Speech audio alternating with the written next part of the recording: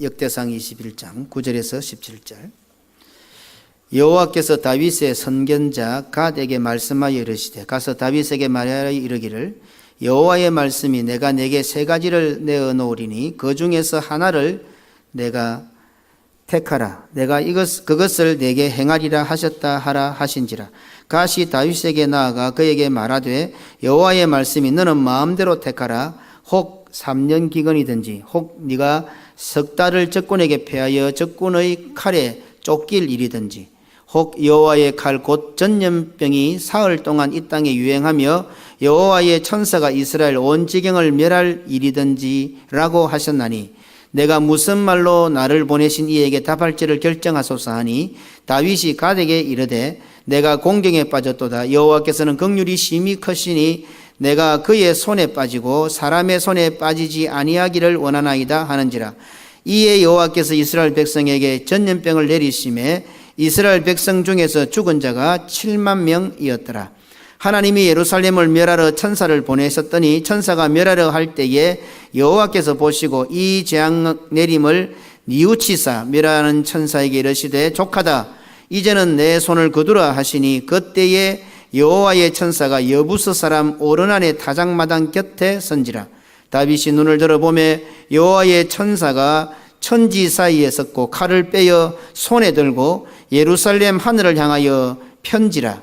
다윗이 장로들과 더불어 굵은 배를 입고 얼굴을 땅에 대고 엎드려 하나님께 아뢰되 명령하여 백성을 계수하게 한 자가 내가 아니니까 범죄하고 악을 행한 자는 곧 나이니이다. 이 양떼는 무엇을 행하였나이까? 청하건대 나의 하나님이여 여호와의 주의 손으로 나와 내 아버지의 집을 치시고 주의 백성에게 재앙을 내리지 마옵소서 하니라. 아멘. 민수기를 시작하면서 하나님께서는 모세에게 인구조사를 명령하십니다. 민수기 1장 1절로 4절에 이스라엘 자손이 애굽 땅에서 나온 후 둘째 해 둘째 달 첫째 날에 참 어렵지요. 그냥 쉽게 넘어갔지만 왜 이렇게 성경은 기록할까요? 둘째 해 둘째 달 첫째 날에 의미가 없겠어요? 1.1획도 다 하나님의 말씀이라면서도 이런 거는 뭐 별로 시원찮게 이런 숫자들은 별로 의미가 없습니까? 여호와께서 시내 광야 회막에서 모세에게 말씀하여 이르시되 너희는 이스라엘 자손의 모든 회중 각 남자의 수를 그들의 종족과 조상의 가문에 따라 그 명수대로 계수할지니 이스라엘 중 20세 이상으로 싸움에 나갈 만한 모든 자를 너와 아론은 그 진영별로 계수하되 각 지파의 각 조상의 가문에 우두머리 한 사람씩을 너희와 함께하게 하라. 이스라엘의 인구조사나 회막을 중심한 지파별 진 평성과 행군 순서는 전투 대형의 형태를 띠고 있습니다. 이는 곧 이스라엘이 하나님의 군대요 이 땅에서 전쟁하는 백성임을 나타냅니다. 한마디로 이스라엘 백성은 하나님의 것이요 하나님의 백성이요 구원의 백성이다 하는 뜻이 됩니다. 그러니 민수기 1장 딱 시작하자마자 하나님께서 인구조사하라 이렇게 말씀. 그건 무슨 말입니까? 이스라엘 백성은 다 내 것이다. 다 하나님의 백성이다. 다 구원의 백성이다. 이런 뜻을 가지고 있는 것이 하나님의 인구조사였어요. 이렇게 볼 때에 다윗이 인구조사하라. 다윗이 한 인구조사는 승승장구하고 있는 이스라엘이 다윗 자신의 군도가 됐다 하는 의미를 담고 있습니다. 이러한 교만은 단순히 다윗에게만 아니었습니다. 이스라엘 백성들 역시 승승장구하며 승리하는 것이 자신들의 공로인 양 착각하면 불신앙에 사로잡혔습니다. 교만이라는 항아리 속을 들여다보면 자기라는 것으로 가득 차 있습니다. 우리는 그것을 쉽게 욕심이라고 부릅니다. 성경에서 말씀하고 있는 교만, 욕심은 단순히 그 사람의 성격을 나타내는 것이 아닙니다. 구원은 전적인 하나님의 은혜입니다. 사실 우리가 성도로 살아가는 모든 삶 전체가 다 하나님의 은혜입니다. 이스라엘 백성이 전적으로 하나님의 것이어야 한다는 것은 이스라엘 백성들이 세상의 백성, 지옥의 백성이 아니라 구원의 백성이라는 뜻입니다. 우리가 하나님의 것입니다 하니까 뭔가 속박되어 있는 것 같습니까? 자유가 없는 것 같습니까? 우리가 하나님의 소유입니다. 하나님의 것입니다. 이 말은 곧 우리는 하나님의 백성이요 구원받은 백성입니다 하는 뜻이 된다 이 말입니다. 그 사실을 망각하고 교만해진다거나 자기의 것인 양 욕심을 낸다면 그것은 단순히 어떤 소유의 문제 혹은 성향의 문제가 아니라 근본적인 구원의 문제가 된다 하는 뜻입니다. 그래서 하나님께서는 자기 중심적인 자, 자기 공로에 빠진 자, 교만한 자를 가장 싫어하고 대적하십니다. 베드로전서 5장 5절에 젊은 자들의 이와 같이 장로들에게 순종하고 다스로 겸손으로 허리를 동이라. 하나님은 교만한 자를 대적하시되 겸손한 자들에게는 은혜를 주시느니라. 자기 중심, 자기 욕심, 자기 공로 사상은 사망에 이르게 합니다. 야고보서 1장 15절에 욕심이 잉태한 적 죄를 낳고 죄가 장성한 적 사망을 낳느니라. 성성장구하고 나라가 부강해지자 이스라엘 백성들도 다윗도 자신들의 공로인 것처럼 착각하게 되었습니다. 이러한 잘못은 다윗이나 이스라엘 백성 간의 문제가 아니라 오늘 지금 이 자리에 앉아있는 우리들 역시 아주 빈번하게, 아주 반복적으로 습관적으로 빠져드는 문제입니다. 그래서 하나님께서는 다시 분노하십니다. 또다시 분노하십니다. 100년도 안 되는 짧은 인생살이에 끊임없이 하나님의 심판이 계속됩니다. 특별한 잘못도 없는 것 같은데 고난과 고통은 끝날 날이 없는 것 같습니다. 그것은 무엇이겠습니까? 그만큼 나의 인생살이 가운데 내 중심인 자기 중심적인 것이 남아있다 하는 말의 반정이기도 합니다. 금송아지를 만든 것도 아닌데 모세를 거스려 대적한 것도 아닌데 그냥 평범하게 일상적으로 사소한 실수를 한 것 같은데, 사소한 잘못인 것 같은데, 누구든지 할 수 있는 잘못인 것 같은데 그것 때문에 7만 명이나 죽어나가는 끔찍한 심판을 받습니다. 이런 이해할 수 없는 질문의 결론은 바로 우리의 구원 때문입니다. 우리의 구원에 이상이 생기면 하나님께서 참지 못하시는 겁니다. 자기가 좀 모욕을 당해도, 자기가 파송한 하나님의 사자들이 좀 모욕을 당해도 그런 대로 참아가시지만 정작 우리를 사랑하시기에 우리의 구원의 문제가 딱 터지면 하나님은 못 참으시는 겁니다.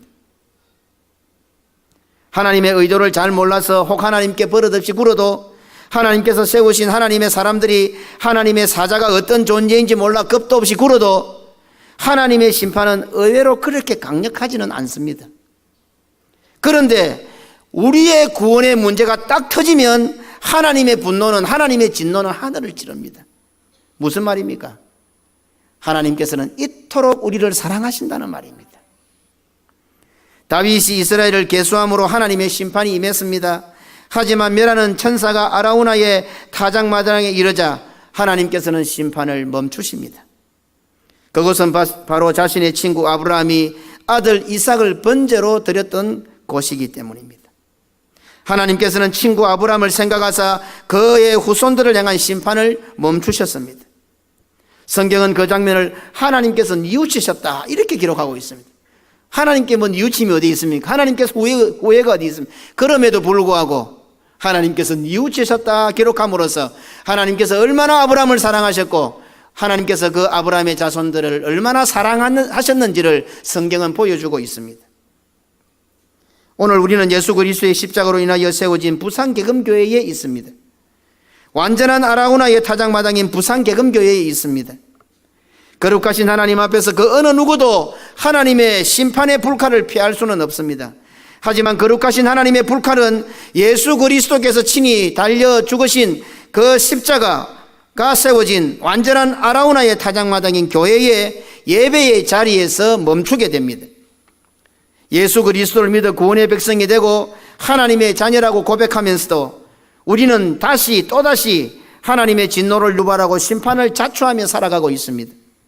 그런 우리들을 보시고 하나님께서는 진노하셔서 우리의 왕이신 예수 그리스도를 격동시켜 심판하시려고 합니다. 하지만 우리의 완전한 왕이신 예수 그리스도는 다윗과 달리 친히 그 죄를 담당하셨습니다. 그리고는 심판받아 마땅한 우리 위에 주님의 십자가를 세우심으로 우리를 완전한 아라우나의 타작마당으로 만들어 주셨습니다. 우리를 완전한 아라우나의 타작마당인 부산개금교회로 세워주셨습니다. 이제 예수 그리스도의 십자가가 우뚝 서 있는 우리로 인하여 멸하는 천사의 발걸음을 멈추게 하는 구원이 시행되게 되었습니다. 세계를 격으로 복음 전하는 우리 부산개금교회는 세계 곳곳에 아라우나의 타작마당을 만들어 하나님의 심판을 멈추게 하는 구원 역사를 창출하고 있습니다. 겨자씨 하늘 같은 우리의 믿음이 멸하는 천사의 발걸음을 멈추게 한다는 사실을 잊어서는 안 됩니다. 예수 그리스도를 나의 구주로 믿는 것이 얼마나 위대한 일이며 얼마나 대단한 일인지를 절대 잊지 마시기를 바랍니다. 과부의 두 랩돈 같은 물질이라도 복음을 위하여 선교를 위하여 사용할 때에 멸하시는 천사의 발걸음을 멈추게 하는 구원 역사를 이룬다는 사실을 잊어서는 안 됩니다. 하나님께 서약한 것을 묵묵하게 지켜나가는 신앙을 가볍게 여기지 마시기 바랍니다. 그리스도와 복음과 교회를 위하여 고난당하는 것이 얼마나 고귀하고 위대한 것인지를 잊지 마시기를 바랍니다. 날마다 자기를 부인하고 자기 십자가를 지고 주를 따르는 것은 자신의 구원을 향하여 나가는 순례의 길이며 천한 만민을 향한 하나님의 심판을 멈추게 하는 구원의 삶이 됩니다. 사탄이 일어나 다윗을 충동합니다. 다윗은 흔들리고 넘어졌습니다. 사탄은 이제 예수님까지도 충동합니다. 하지만 완전한 다윗이신 예수 그리스도께서는 성령에 이끌려 말씀으로 물리쳐 사탄을 이기십니다. 우리 역시 말씀과 성령의 이끌림을 받아야 사탄의 충동을 이길 수 있습니다. 우리는 종종 다윗의 위대함을 이야기합니다. 하지만 그 위대함이 사탄의 시험을 이겨내는 것이 아니라는 것을 깨달아야 합니다. 아브라함도 엘리야도 다윗도 바울도 앞서간 믿음의 선진들 다 마찬가지입니다. 우리도 매일같이 밀가부로도 흔드는 사탄의 유혹과 시험 속에 살고 있습니다. 사탄의 충동, 사탄의 미혹, 사탄의 유혹을 이길 수 있는 사람은 아무도 없습니다. 오직 우리 주 예수 그리스도만이 그것을 이기실 수가 있습니다. 그래 우리가 그 예수 그리스도에 붙어 있어야만이, 그의 가지가 되어야만이 그리스도께서 이기시기 때문에 우리가 이길 수가 있는 겁니다. 아무도 사탄의 충동, 사탄의 유혹을, 미혹을 이길 수 있는 사람은 없습니다. 그렇다면 다윗의 위대함은 무엇입니까? 믿음의 사람들의, 믿음의 선진들의 위대함은 무엇입니까? 얼마나 하나님을 의지하며 사느냐입니다. 얼마나 하나님 중심으로 사느냐입니다. 내 생각이 아니라 하나님의 생각이 어떠하실까를 고민하는 사람입니다. 그것이 바로 믿음의 사람이요, 믿음의 사람의 위대함입니다. 하나님의 심판 가운데서 얼마나 빨리 하나님께로 돌아오는가가 바로 믿음의 사람들의 위대함입니다. 범죄한 자들이 하나님의 심판 가운데 있을 때에 위대한 사람들은 적각 돌아왔습니다. 그러나 대부분이 끝장까지 갑니다. 적각 잘못될 때에 하나님 앞으로 돌아오는 그 사람들을 일컬어서 우리는 믿음의 위대한 사람이라고 표현합니다. 우리는 지금 이 예배의 자리에서도 사탄의 충동, 사탄의 미혹, 사탄의 유혹을 받고 있습니다. 어쩌면 지금 이 말씀을 듣는 이 순간이 그 사탄의 미혹이 극에 달하는 시간일지도 모릅니다. 앞서 우리가 학습식을 거행하고 유아 세례식을 거행하고 찬양을 하고 어쩌면 모두가 다 은혜스러운 분위기였을지도 모릅니다. 그러나 이제 말씀의 칼날이 시푸른 이 시간, 말씀이 선포되는 이 시간은 어쩌면 사탄의 충동이 극에 달하는 시간일지도 모른다 이 말입니다. 하지만 하나님께서 선물로 주신 믿음 위에 굳게 서 있는 자는, 예수 그리스도의 십자가를 붙들고 있는 자는, 성령에 이끌리는 자는 사탄의 모든 충동과 미혹과 유혹을 이길 수가 있습니다. 내가 이기는 것이 아니라 믿음이 나로 하여금 이기게 하는 것입니다. 내가 이기는 것이 아니라 내가 붙들고 있는 십자가 때문에 사탄이 패배합니다. 이것이 바로 성도된 자의 위대함입니다. 내가 피 터지게 싸워서 이기는 것이 아니라 나는 절대로 이길 수 없는데 십자가가 나로 이기게 하고 하나님이 거저 주신 그 믿음에, 선물로 주신 믿음을 가지고 내가 이기게 되고 사탄이 패배하게 되기 때문에 이것이 바로 성도의 위대함이라 이 말입니다. 다윗은 강력한 나라를 세우자 자신이 그렇게 한 것이냐 착각을 했습니다. 이스라엘 백성들은 부강한 나라의 백성이 되자 교만하게 되었습니다. 다윗이 인구조사를 했다는 것은 바로 이러한 맥락입니다. 하나님의 구원 역사에 자신이 무엇인가가 보탰다고 생각하는 상황이다 이 말입니다. 전쟁에서 승리하는 것은 하나님의 구원 역사를 뜻합니다. 그런 전쟁에 승리를 하다 보니 다윗이 이제는 뭔가 자기가 했다고 생각하는 거죠. 이스라엘 백성들이 뭔가 자기가 했다고 생각하는 거죠. 하나님의 구원 역사를 의미하는 전쟁에서 승리를 했는데, 전적인 하나님의 은혜로 승리를 했는데 다윗이 백성들이 우리도 뭔가를 했구나, 목숨을 걸었으니 우리에도 무슨 공로가 있구나라고 착각을 하기 시작한 거죠. 그래서 하나님께서는 또다시 진노하시게 되었고 무시무시한 하나님의 심판이 시행되었습니다. 성경에서 가장 큰 죄로 꼽는 것 중에 하나가 공로사상입니다. 물론 우리는 하나님의 뜻을 이루는 일에 공로가 많습니다. 한평생 주의 교회로 돌아와 그리스도와 복음과 교회를 위해서 우리의 전생을 바칩니다.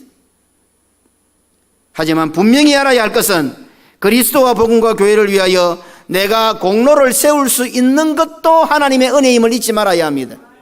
아무나 그렇게 안 됩니다. 아무렇게나 하나님께서 사용하시는 거 아닙니다. 부족한 나를 충성되이 여기셔서 하나님께서 주의 나라와 복음을 위하여 사용해 주시기 때문에 그 일을 감당할 수가 있는 것입니다. 그러니 목사로서 한평생 살아가는 것, 장로로서 한평생 살아가는 것, 집사와 권사와 성도로서 믿음을 가지고 한평생 살아갈 수 있는 것, 수많은 충동과 미혹과 유혹과 흔들림 가운데서도 믿음의 자리를 굳세게 지키고 이 자리에 앉아서 예배를 드리고 주님을 섬길 수 있는 것은 전적인 하나님의 은혜임을 잊지 말아야 합니다. 우리가 구원 얻은 것은 전적으로 예수 그리스도의 공로 때문입니다. 자신의 공로 사상에 빠진다는 것은 곧 자신의 구원이 흔들린다는 이 말입니다. 그래서 하나님께서는 공로 사상에 대해서 다시 진노하시고 심판하십니다. 물론 하나님께서 진노하시고 심판하시는 것은 우리로 하여금 다시 구원의 자리로 돌아오게 하신다는 뜻입니다. 심판에 대한 하나님의 의도가 있고 사탄의 의도가 있다고 말씀드렸어요. 오늘 우리 장로님 기도 내용 가운데 그 내용이 나왔죠. 사탄은 우리에게 심판하는 일을 통해서 어떻게 하든지 믿음의 자리에 떠나가게 만들고 교회를 떠나가게 만들고 하나님과 우리 사이를 내게 만드는 것이지만 하나님의 심판의 의도는 무엇입니까? 우리를 더욱더 터가 굳세게 만들어주시고 믿음에 굳게 서게 하고 하나님을 더욱더 의지하고 주님의 사랑의 의미를 바르게 깨닫게 하시는 것이 하나님의 심판의 의도다 말입니다. 같은 심판을 받아도 하나님의 의도를 따라 심판을 받아야지 사탄의 의도대로 되어서는 안 된다 이 말입니다. 그런데 대부분이 심판을 당하면 사탄의 의도에 많이 넘어간다는 사실입니다. 하나님께서 다윗에게 충성된 자들을 붙여주셔서 군사가 막강해지고 나라가 힘을 나타내면서 다윗은 숫자에 민감해졌습니다. 자신의 지략과 군사력으로 승리의 삶을 산다고 잠시 착각했습니다. 점검할 기회를 주시는 하나님의 목소리, 요압의 목소리가 다윗의 귀에 들리지 않았습니다. 하나님께서 싫어하시는 것임에도 다윗은 분별하지 못했습니다. 오늘 우리는 어떤 것 같습니까? 오늘 나는 인구조사라는 죄를 범하고 있는 것 같지 않습니까? 아이고 하나님 저는 인구조사하는 죄를 범한 적이 없습니다. 오늘 지금 우리가 사는 시대는 더더욱 숫자에 민감합니다. 남과의 비교하는 것도 아주 민감합니다. 차값이 얼마니, 아파트값이 얼마니, 월급이 얼마며, 은행 잔고가 얼마며, 내 편이 얼마며, 내 쪽 사람이 얼마며, 땅값이 얼마며. 계산 안 한다는 게 한 군데라도 있습니까? 우리 사람의 품이나 인격이나 존재 가치도 계산 안 하십니까? 얼마짜리 집에 살며, 얼마짜리 차를 타며, 얼마짜리 옷을 입고, 얼마짜리 음식을 먹는가, 어떤 곳에 가느냐에 따라서 품위가 안 달라집니까? 이러한 세상의 풍습이 교회 안으로 밀려들어와 교인들의 수가 많아지고 헌금이 늘어나면 부흥했고 성공했다고 생각합니다. 교인들의 수가 많아지고 헌금이 늘어나는 모든 것은 전적인 하나님의 은혜가 맞습니다. 그런데도 목회자는 그것이 마치 자기의 능력인 것처럼 착각을 하게 되고 성도들은 각자 자신의 공로를 주장하며 교만에 빠지고 있는 시대가 아니라고 말할 수 있습니까? 오늘 교회가 부흥하고 교인들이 늘어나고 헌금이 늘어나는 것 분명히 하나님의 은혜가 맞습니다. 그런데 우리는 그것을 하나님의 은혜로 생각 안 하고 우리의 것으로 지금 인구조사하고 있지는 않습니까? 계산하고 있지는 않습니까? 우리가 볼 때 사람이 많으면 다 성공한 겁니까? 신천지가 저렇게 부흥하는데 성공한 겁니까? 이렇게 숫자를 매기고 숫자를 계산하는 이유는 한마디로 우리의 공로사상입니다. 단순히 계수를 하는 차원이 아니고 전적인 하나님의 은혜를 그래도 나의 공로가 뭔가 있다 하는 것을 지금 과시하는 거예요.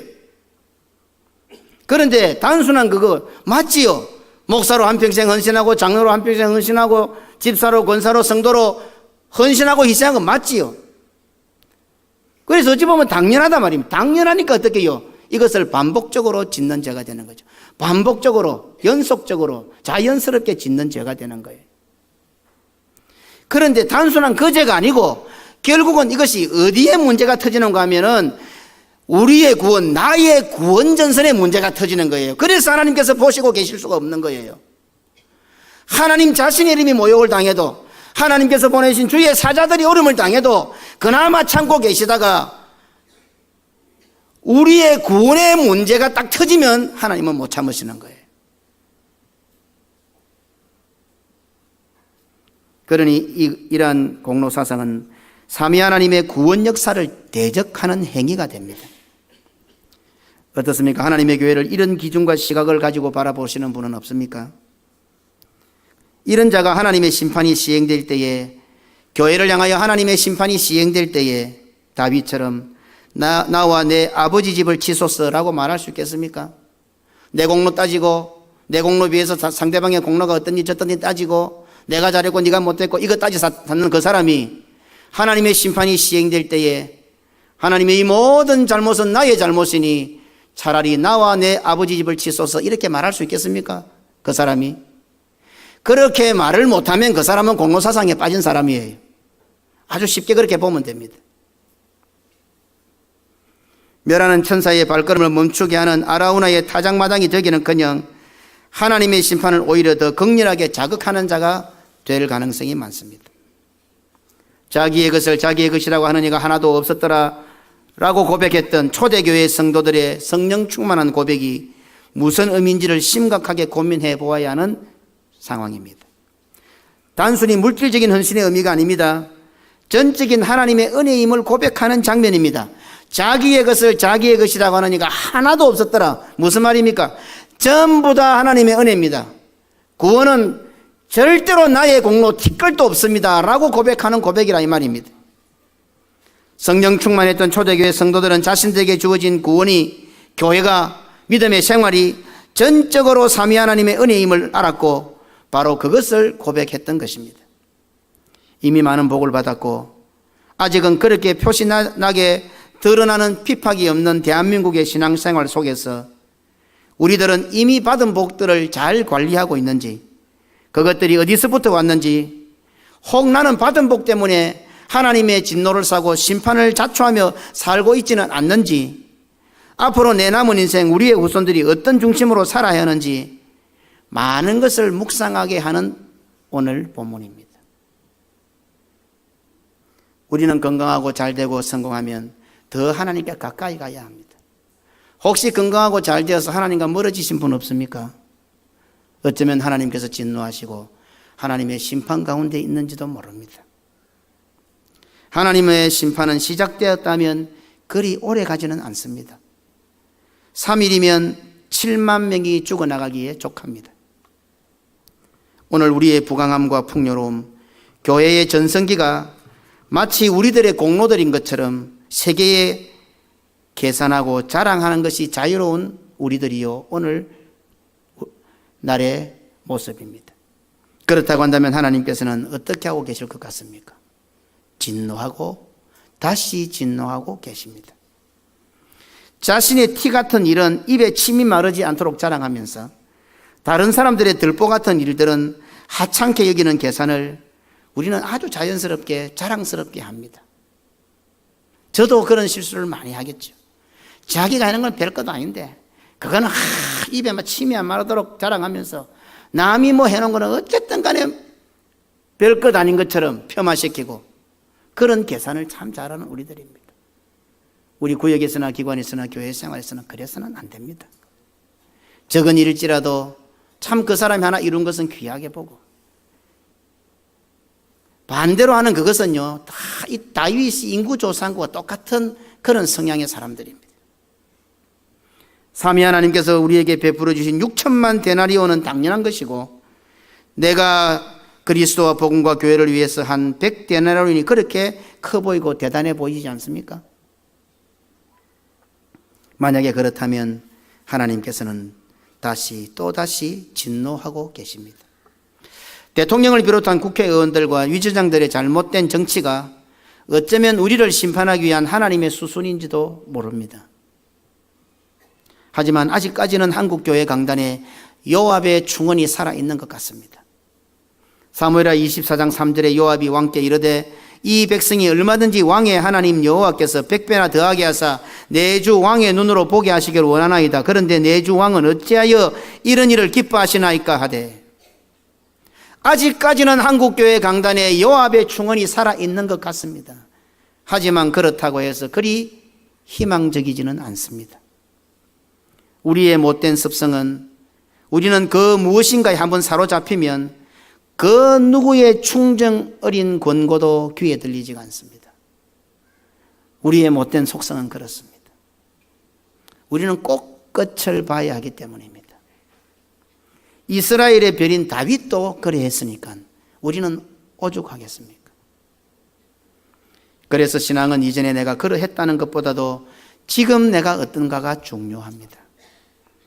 성령과 지혜가 충만하여 말씀으로 깨어 있어서 늘 강권하시는 성령 하나님의 함께 하심으로 현재 내가 어떻느냐 하는 진행형으로 나가야 합니다.